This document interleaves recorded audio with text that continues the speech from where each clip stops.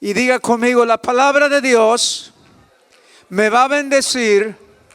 Lo creo, lo recibo. Digo amén. Así sea. Dice Zacarías 9:9. Alégrate mucho, hija de Sión. Da voces de júbilo, hija de Jerusalén. He aquí tu rey vendrá a ti, justo y salvador, humilde y cabalgando sobre un asno, sobre un pollino hijo de asna. Alégrate mucho, hija de Sión.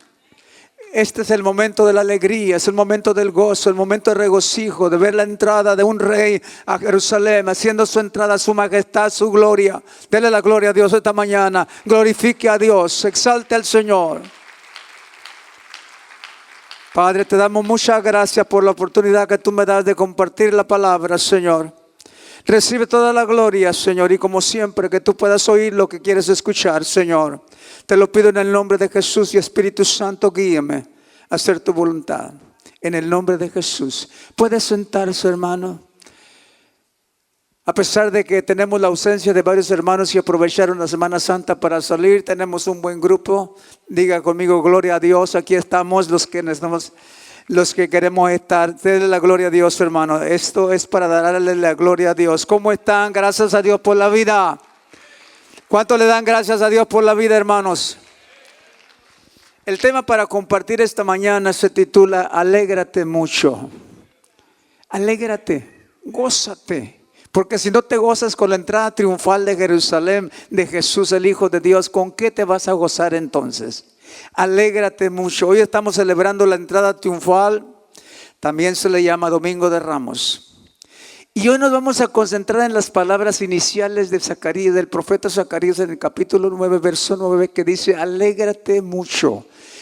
Tome tu corazón alegría. Alégrate mucho, hija de Sión. Regocíjate y canta. Porque en este día vemos la gloria de Dios entrando a Jerusalén. ¿Qué evento marcó la historia, hermanos? ¿Qué evento sucedió en Jerusalén? ¿Cuál fue el motivo del cual el profeta decía 500 años antes de Cristo: alégrate mucho, hija de Sión, da voces de júbilo? Era un evento sin precedentes, un evento que marcó la historia de la humanidad. La entrada del Rey de Reyes y Señor de Señores a Jerusalén. Dele la gloria a Dios, porque esto es para darle la gloria a Dios. La entrada majestuosa del Rey de Reyes y Señor de Señores a una ciudad insignificante y polvorienta llamada Jerusalén. Era la semana en que celebraba la Pascua. En Jerusalén venía gente de toda clase. Asistía toda gente de toda clase a celebrar aquella fiesta. Era una de las fiestas principales, de las tres principales que se celebraba en el pueblo judío. Era la fiesta llamada el Pesaj. Y era una de las fiestas más principales. Se celebraba 7 días seguidos, continuos de fiesta, hermano. Porque celebraban la salida de Egipto, la salida a la libertad, la salida del pueblo libre de Egipto, de la opresión de los egipcios en aquel entonces. Déselo al Señor si le va a aplaudir. Estaba la fiesta de las semanas, la fiesta del tabernáculo, la fiesta del Pentecostés, pero esta era la principal, porque se celebraba 7 días y 8 días en el pueblo judío de la diáspora, o sea, de los exiliados, de los que estaban fuera del pueblo. Era una festividad que se conmemoraba la liberación del pueblo hebreo de la esclavitud de los egipcios. Y era la fiesta más popular, podríamos decir. Se celebraba el día 14 del mes de Nisan, o sea, más o menos aproximadamente, calculándolo con el calendario gregoriano, más o menos en el mes de abril, en este mes que estamos nosotros teniendo. Con su entrada a Jerusalén, Jesús estaba viviendo lo que enseñó, lo que predicó, lo que hablaba. Ahora le tocaba vivirlo, enfrentarlo con una realidad y hasta enfrentarlo con la misma muerte, porque la entrada triunfal era la antesala a la muerte y a la crucifixión de Jesucristo. Jesús venía preparado para dar su vida por la humanidad. ¿Cuánto le dan gracias a Dios? Venía preparado para dar su vida por la humanidad. Al hacer su entrada triunfal a Jerusalén, daba inicio a su misión, a la misión.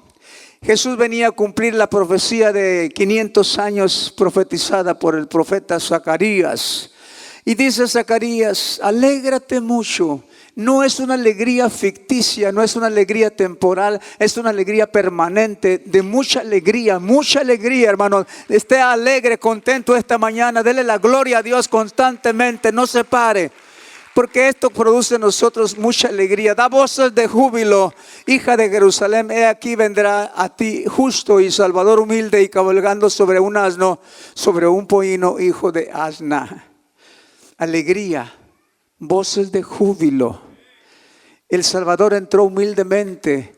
Venía sobre un asno, venía no montado en un caballo de blanco, no montado en un caballo, en un corcel de negro, no, venía humildemente montado en un asna, y era el Rey de Reyes y Señor de Señores, que hacía su manifestación, enseñándonos a nosotros lo que es la humildad. Dale la gloria a Dios, enseñándonos a nosotros lo que representa, lo que es la humildad. Qué manera de entrar de un rey, hermano. No era la primera vez que Jesús entraba a la ciudad de Jerusalén en sus 33 años, hermano. Él había estado allí muchas veces, pero en esta ocasión era muy diferente. En esta ocasión entró Jesús a la ciudad de Jerusalén para ser crucificado, para dar su vida por todos nosotros, para dar su vida por toda la humanidad. Esta vez era diferente su entrada. Leamos la historia en Mateo 21, del 1 al 13.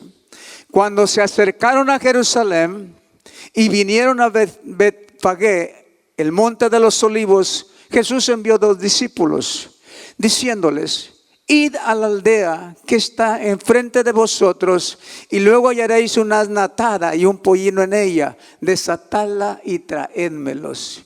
Jesús le está dando la orden a los discípulos: vayan y tráiganme un asna, porque voy a entrar montado en esa asna. Y todo esto se aconteció para que se cumpliese lo dicho por el profeta cuando dijo: decida la hija de Sión, he aquí tu rey viene manso, sentado sobre un asna, sobre un pollino, hijo de animal de carga. Era para que se cumpliera la profecía.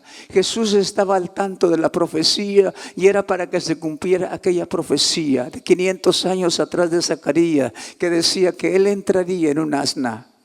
Y los discípulos fueron: decida a la hija de Sión, aquí tu rey viene y manso, sentado sobre un asna, sobre un pollino, hijo de animal de carga. Y los discípulos fueron, hicieron como Jesús les mandó, y trajeron el asna y el pollino, y pusieron sobre él sus mantos, y se sentó, y él se sentó encima. Todo esto es contrario a la lógica, hermana. ¿Cómo es que un rey puede entrar de una forma tan humilde?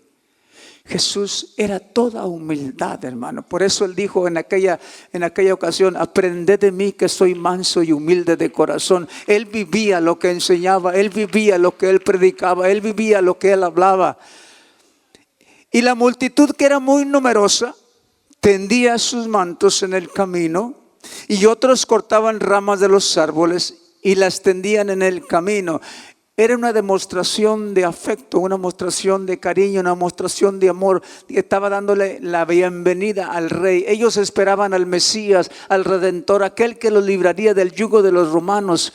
Pero Jesús venía a liberar a todo el mundo del pecado. De la gloria a Dios. Venía a liberarnos a todos nosotros del pecado que carga toda la humanidad desde que nace hasta que muere.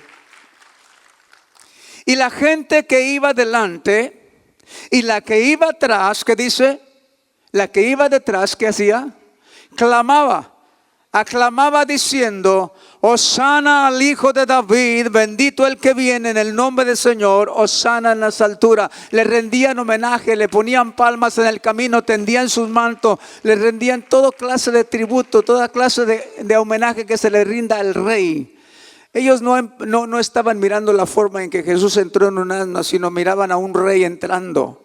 En sus 3 años de ministerio, Jesús nunca permitió ovaciones, nunca permitió reconocimiento, nunca permitió aplausos, pero en esta ocasión fue diferente. Él quería que le dieran el reconocimiento, que le reconocieran como el rey de los judíos, que venía a salvar el mundo entero, hermano. Él quería recibir ese reconocimiento. Jesús fue diferente. Aquí recibe la gloria de un rey. Cuando entró en Jerusalén, toda la ciudad se conmovió diciendo: ¿quién es este? ¿Y quién no se va a conmover, hermano? La entrada triunfal del rey hizo que todos se conmovieran. ¿Quién no se conmueve? La pregunta. ¿Quién no se conmueve cuando Jesús entra a nuestro corazón, hermano? Cuando Jesús hace entrada al corazón de nosotros, ¿quién no se conmueve? ¿Quién no llora? ¿Quién no se compunge? ¿Quién no se arrepiente? ¿Quién no le rinde tributo y homenaje al Rey de Reyes y Señor de Señores? ¿Quién no se conmueve cuando Jesús entra al corazón tuyo, hermano? Todo es diferente, todo se transforma, todo comienza a ser diferente. Desde ahí en adelante la vida cambia de la persona y nosotros comenzamos a actuar y a ser diferentes. ¿Quién no se conmueve? Estaban los judíos. ¿Quiénes celebraban aquella fiesta? Estaban los judíos de Jerusalén, hermano. Se cree que había aproximadamente unos 200,000 o 300,000 personas. Estaban los judíos presentes, que eran los ciudadanos de aquella ciudad. Estaban los gentiles, los que no eran judíos, pero sabían que había una celebración que celebrar muy importante. Estaban los visitantes que venían de todos lados a celebrar la Pascua, el Pesaj. Estaban los religiosos, los doctores de la ley, los escribas, los fariseos y los saduceos. Estaban probablemente aquellos a quien Jesús había hecho milagros. Estaban probablemente de testigos de aquella entrada triunfal. Quizá aquellos a quien Jesús había hecho milagros. María Magdalena, Lázaro, Simón, el que lo invitó a su casa. Estaba probablemente Zaqueo. Y por supuesto estaban los opresores del pueblo, los romanos, quienes quizá miraban aquello con recelo. Jesús vino con una misión, hermanos. Jesús vino con una misión: a morir en la cruz para redimir toda la humanidad. Quiero que le dé un aplauso bien fuerte, porque la misión de Jesús era redimir a todos sin excepción, a los judíos que lo rechazaron y a todos los gentiles de todo el mundo. Jesús venía para liberarnos del pecado y la opresión. Vino con una misión: a morir por toda la humanidad. Vino para demostrarnos que Él tiene poder sobre la muerte al resucitar.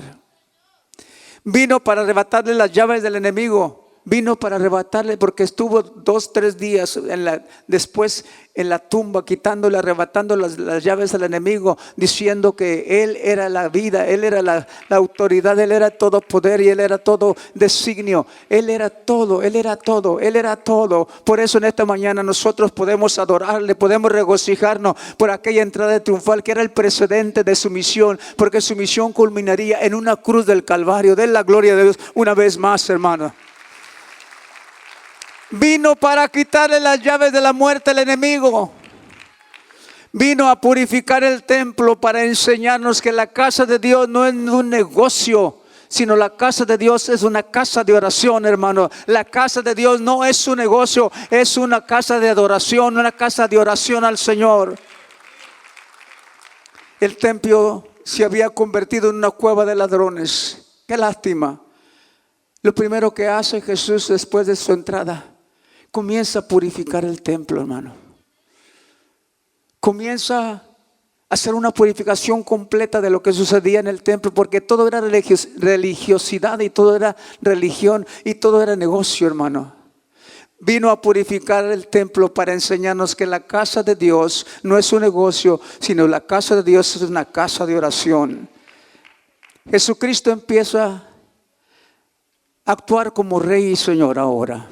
Ahora ya no entra humildemente a la sinagoga, allá no entra como un niño, ahora entra como un rey y autoridad y hace lo que nunca hizo: comenzó a limpiar el templo. Mateo 21:12 dice: y entró Jesús en el templo y echó fuera a todos los que vendían y compraban en el templo. Echó fuera a todos los que hacían comercio, hermano.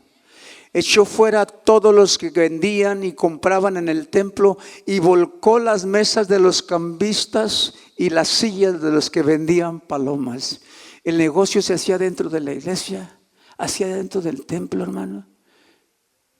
Se hacía dentro del lugar.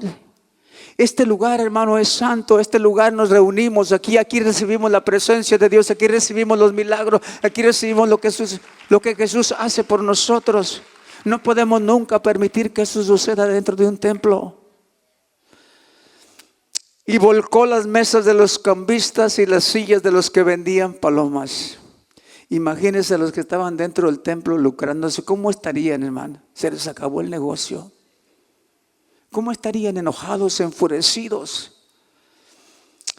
Qué lástima que la historia se ha repetido cientos de veces, hermanos. Porque cuántas iglesias, y lo digo con autoridad, cuántas iglesias, cuántos templos, cuántos supuestamente pastores haciendo negocio, vendiendo el aceite de la unción, vendiendo la rosa sagrada, vendiendo los pañuelos santos. Qué lástima, hermano, que todavía en algunos templos se practica el negocio dentro de la iglesia. Qué lástima. Lo digo con autoridad porque aquí no hacemos eso. Lo digo con poder y autoridad porque aquí no practicamos esas cosas. Aquí le damos honor y gloria en el santuario al Señor, al Dios Todopoderoso, aquel que nos da la vida, aquel que nos da todo lo que nosotros tenemos. Jesús aclara y dice una cosa: mi casa no es para hacer comercio ni es cueva de ladrones. Jesús miró su casa llena de ladrones y dijo: escrito está, mi casa, casa de oración será llamada, mas vosotros la habéis hecho cueva de ladrones. Fueron palabras literales de Jesús. No estoy añadiendo nada a la palabra, estoy hablando lo que Jesús dijo. Esta casa se ha hecho una cueva de ladrones. Había negocio, había mercader, hermano. Nunca debe de existir en una iglesia negocio, hermano. El negocio está fuera, pero no dentro de la iglesia. Porque todos nosotros en la iglesia recibimos de Dios de la santidad. Porque Dios es santo y nosotros también somos santos por la santidad que Dios nos da. ¿Qué pasó después de purificar el templo? ¿Qué sucedió después de que Jesús comenzó a purificar el templo? Miren lo que pasa cuando una iglesia se purifica. Miren lo que sucede cuando una iglesia se santifica, cuando una iglesia se purifica. Comenzó a suceder lo que nunca había pasado, hermano. Comenzó a pasar lo que nunca había sucedido. Comenzó a acontecer lo que nunca había acontecido. Los milagros comenzaron. La gloria de Dios cayó en aquel templo y ahora ya no era la cueva de ladrones, ahora era la casa de oración, y comenzó a haber milagros por todos lados, porque cuando la iglesia está limpia, los milagros suceden a todos lados, por todos lados a tu alrededor. Mira la gloria de Dios manifestándose. Y vinieron al templo ciegos y cojos y los sanó. Desde entonces Jesús hace milagros en el templo. Cuando el templo está purificado, cuando estamos purificados, Dios se manifiesta, Dios manifiesta su poder, Dios manifiesta su gloria. Vemos la gloria del Señor cuando el templo ya está purificado. Por eso nosotros tenemos que santificarnos. Cuando entremos por esa puerta, antes de mirar a nuestros hermanos, tenemos que purificarnos, tenemos que presentarnos delante de Dios en el altar. Tenemos que decirle: Señor, perdona mis faltas. Tenemos que purificar el templo, la casa de Dios, hermano. Somos nosotros el templo y morada del Espíritu Santo. Y tenemos que purificarnos para recibir los milagros. O sea que había una cosa: tenía que purificarse el templo. Las cosas, nunca habían pasado milagros.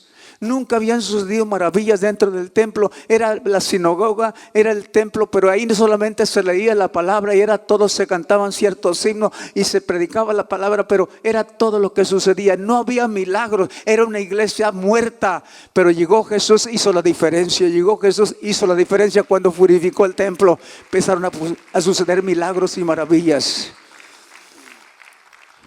Por eso esta mañana, alégrate mucho. Alégrate mucho, hija de Sión. Da voces de júbilo. Tu Salvador llegó, Jesús hizo entrada. Alégrate en el corazón, como aquel día que recibiste a Jesús en tu corazón, como aquel día que derramaste tus lágrimas de gozo y alegría. Alégrate, alégrate mucho.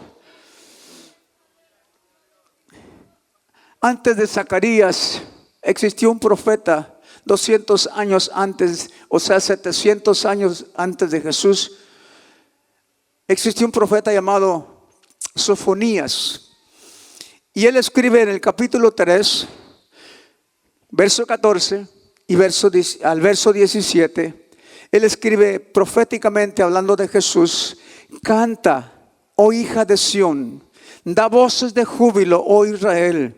Gózate y regocíjate de todo corazón, hija de Jerusalén. No está hablando a nosotros, la iglesia. Jehová ha apartado tus juicios, ha echado fuera tus enemigos. Jehová es el Rey de Israel en medio de ti. Nunca más verás el mal. En aquel tiempo se dirá en Jerusalén: no temas, Sión, no se debiliten tus manos. Jehová está en medio de ti, poderoso. Él salvará, se gozará con ti de alegría y callará de amor. Se regocijará con tus cánticos. Dale la gloria a Dios, porque el profeta 700 años antes de Cristo profetiza y habla: regocíjate, regocíjate, ten gozo, ten alegría, ten un buen tiempo, como quien dice en el tiempo de hoy. En la conclusión de esta enseñanza, hermanos y hermanas, Jesús vino a este mundo y desde el momento que se hizo carne, que se encarnó y vivió entre nosotros, Jesús sabía que tenía una cita con la muerte.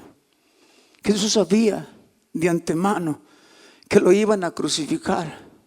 Ya el jueves por la noche lo estaban entregando, ya el viernes estaba siendo crucificado, estaban dando inicio a la semana. Su muerte traería la redención a la humanidad. Su sacrificio en aquella cruz abriría las puertas del cielo para todos los que creamos en Él. Jesús recibe aquella adoración digna de un rey, pero eran solo palabras, hermano. Como mucha gente que llega a la iglesia, que su adoración es falsa, que son solo palabras. Porque dice que en 5 días después lo estaban crucificando en una cruz.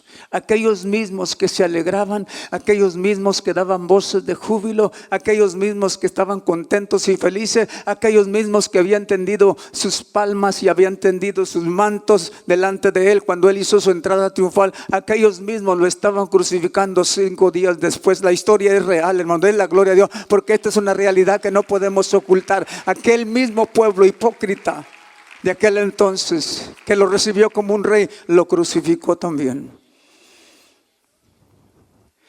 Jesús recibe aquella adoración digna de rey, pero eran solo palabras, porque 5 días después lo estaban crucificando en una cruz. La ceguera religiosa de aquel entonces les impidió identificar al Salvador del mundo. Como hoy muchos judíos esperan al Mesías todavía, hermano. Hay una ceguera religiosa que ciega el entendimiento, la mente del corazón de la gente. La ceguera religiosa les impidió identificar al Salvador del mundo y en su lugar los sentenciaron a morir en una cruz. Cuidado con la religiosidad, hermano. La religión no salva a nadie, hermano. Es Jesucristo quien salva a la persona. Es Jesucristo quien dio su vida por la humanidad, quien salva. La religiosidad no salva a nadie. ¿Cuánta gente que lo rechaza hoy, hermano? ¿Cuánta gente? Ayer invitaba Eloy a unos trabajadores y le daban la espalda. ¿Cuánta gente lo rechaza hoy? ¿Cuánta gente le da la espalda hoy, hermano?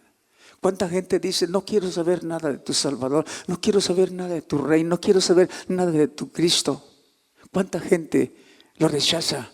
Lo rechazan porque no saben quién es. Lo ignoran sin saber que Jesús es el único camino al cielo, es la única verdad y la vida. Es el único camino que nos lleva a la eternidad, el camino que nos lleva a ser perdonados en una cruz. Los siglos han pasado, los personajes a través de la historia de la humanidad han cambiado, pero el escenario es el mismo, hermano. Es el mismo escenario, lo vivimos todos los días. El rechazo, la adoración falsa, la adoración de cueva de ladrones, haciendo negocio dentro de la iglesia. Se sigue repitiendo en un escenario diferente. Jesús vino a este mundo y muchos ni siquiera supieron que era el Redentor de este mundo. La gente no se dio cuenta de la visitación, pero que no se nos olvide que todos tenemos una cita con la muerte. No te olvide nunca, hermano, que todos tenemos una cita con la muerte. Una cita inevitable, que todos vamos a tener que llegar un día a esa cita. Inevitable. ¿Cuál será nuestra morada final? Jesús dijo: yo soy la puerta para entrar al cielo. No hay otra puerta. Jesús dijo: yo soy el camino para entrar al cielo. Yo soy la verdad para entrar al cielo. Yo soy la vida para entrar al cielo. El que cree en mí, aunque esté muerto, vivirá, dijo Jesús, las palabras del Maestro. Cuando llegue la cita con la muerte, podremos decir: el que esté muerto va a vivir, va a resucitar junto con Cristo Jesús. Qué glorioso es saber que aunque tenemos una cita con la muerte, hermanos, sabemos que nuestra morada final no es un cementerio, hermano. Ahí descansa el cuerpo, ahí quedan los restos de nosotros, pero nosotros volamos a la presencia del Señor, nosotros volamos a la presencia de Dios, nosotros entramos a esa morada que Jesús ha preparado para todos los que le esperan, a todos los que creen en Él. Sabemos que ausentes en el cuerpo, presentes en el Señor. Jesús dijo: el que cree en mí, aunque esté muerto, vivirá. Las palabras prometedoras del Maestro, las palabras prometedoras del Rey de Reyes que hizo su entrada triunfal en la ciudad de Jerusalén en aquel tiempo. Esas fueron las palabras prometedoras para nosotros los que creemos en Él. El que esté muerto, el que cree en mí, aunque esté muerto, vivirá. ¿Cuántos de nosotros tenemos vida? ¿Cuántos de nosotros tenemos esperanza? ¿Cuántos tenemos el deseo glorioso de ver a Jesús un día?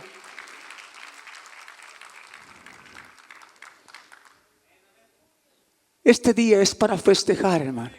Es para pasarlo en grande, es para tener alegría. Regocíjate y canta, oh hija de Sión, moradora de Sión. Regocíjate y canta en este día, porque este es tu día glorioso, este es tu día de gozo, este es tu día de alegría, este es tu día de contentamiento, porque el Rey de Reyes entró un día a tu corazón, entró un día a tu corazón. Dije: este día es para hacer memoria, este día es para recordar lo que Jesús hizo con nosotros en aquella cruz del Calvario. Este fue el día que Dios diseñó para que nosotros lo disfrutáramos, para que nosotros viviéramos un buen tiempo, para que nosotros la pasáramos bien.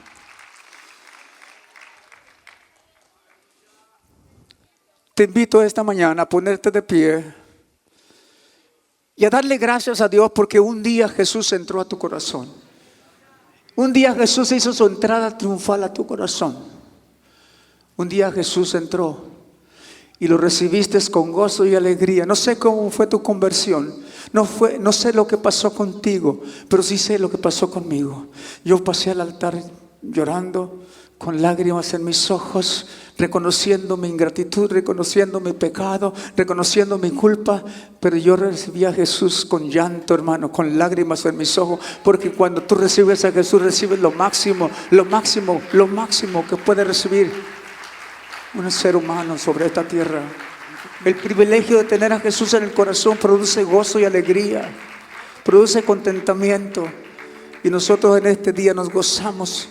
¿Por qué no llegamos al altar, hermano? El altar está abierto.